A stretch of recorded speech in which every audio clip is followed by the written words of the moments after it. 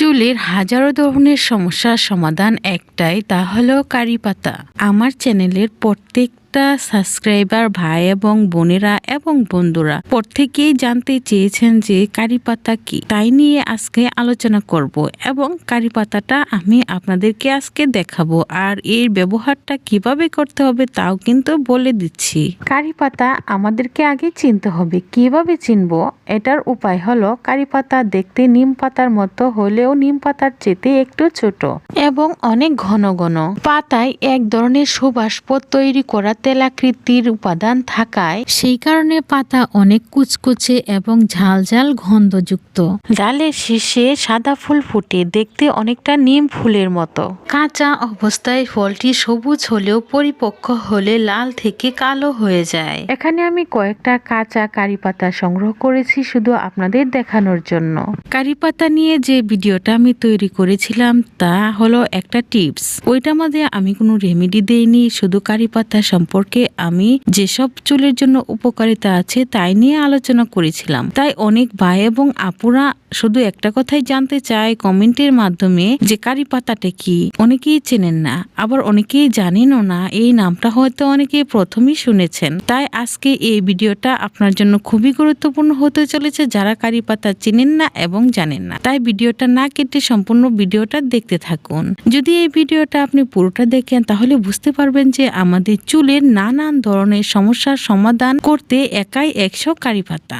এখন প্রথম কথা হলো এই কারি পাতাটা আপনি কোথায় পাবেন? এই কারি পাতাটা আপনি খুব সহজেই পেয়ে যাবেন নার্সারিতে, মানে যেখানে ফুল গাছ বিভিন্ন ধরনের গাছ বিক্রি করে সেখানে গিয়ে যদি আপনি কারি পাতাটা খোঁজ করেন তাহলে এই গাছটা আপনি সহজেই পেয়ে যাবেন। আর এই কারি পাতা গাছটা কিন্তু খুব বেশি বড় হয় না। আপনি বারান্দায় কিংবা বেলকনিতে কিংবা ছাদেও আপনি এটিকে লাগিয়ে নিতে পারবেন আপনার চুলের যত্নের জন্য। কারি পাতার গুণে আপনি চুলের একাধিক সমস্যার সমাধান করতে পারবেন।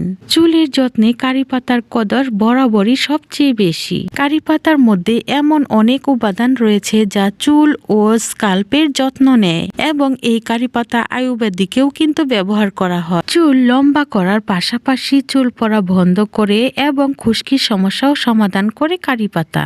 এমনকি প্রাকৃতিকভাবে চুলের জেল্লা বজায় রাখতে অনেক বেশি উপযোগী হলো কারি পাতা। অ্যান্টি ফাঙ্গাল এবং অ্যান্টিব্যাকটেরিয়ালের উপাদান কারি পাতা।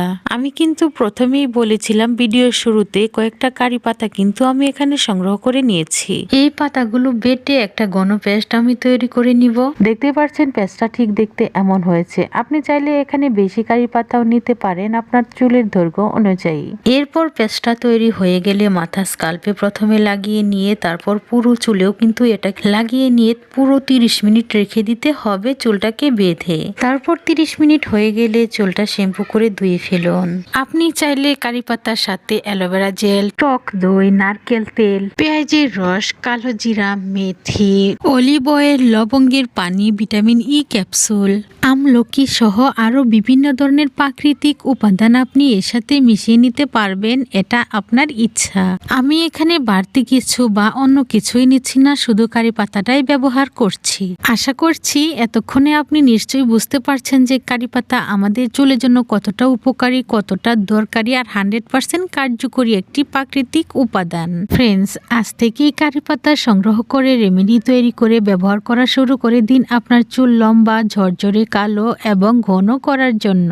ফ্রেন্ডস, আপনারা ভিডিও দেখেন, একটা লাইক, একটা কমেন্ট, এমনকি চ্যানেলটা সাবস্ক্রাইব না করেই চলে যান। এতে অনেক কষ্ট হয়, কারণ একটা ভিডিও বানাতে অনেক সময় এবং ধৈর্যের প্রয়োজন হয়, সাথে সাথে অনেক কষ্টও হয়। তাই একটা লাইক, একটা কমেন্ট আর চ্যানেলটা সাবস্ক্রাইব করে রাখলে অনেকটা বেশি আগ্রহ প্রকাশ পায় নতুন ভিডিও তৈরি করার জন্য। আশা করছি আপনার কাছে ভিডিওটা খুবই ভালো লেগেছে। ভালো লাগলে ভিডিওটার মাঝে একটা লাইক দিয়ে চ্যানেলটা সাবস্ক্রাইব করে রাখুন। ভালো থাকুন, সুস্থ থাকুন।